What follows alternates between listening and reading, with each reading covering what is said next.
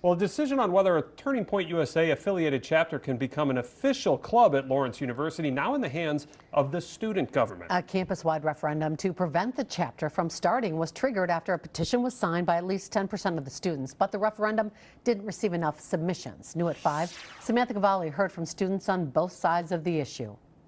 A debate over who gets official club status is unfolding at Lawrence University after a Turning Point USA affiliated group applied to become a recognized student organization. We came to the agreement that there was a lack of a representation of conservative values on campus. Chapter President Zach Currier says they started up in early October, meeting wherever they could, often in public spaces.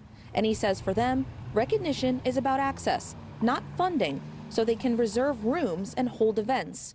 We don't want any money. We don't want the money right now. We just want the opportunity for the presence on campus and the ability to do events and book the rooms on campus. Turning Point USA is a national nonprofit that promotes conservative politics on high school and college campuses, co-founded by political activist Charlie Kirk. Students we spoke with are split.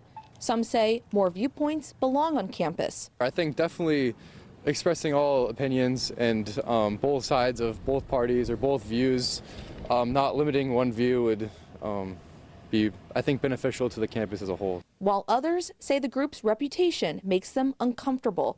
I personally am not comfortable with them being on campus. I know what they represent, which to me is against my identity as a queer person of color.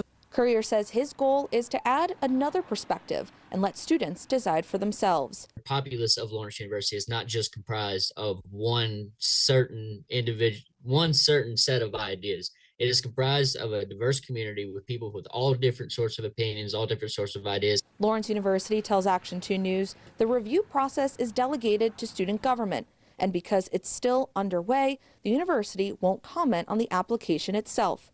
A timeline for a final decision has not been announced. In Appleton, Samantha Cavalli, Action 2.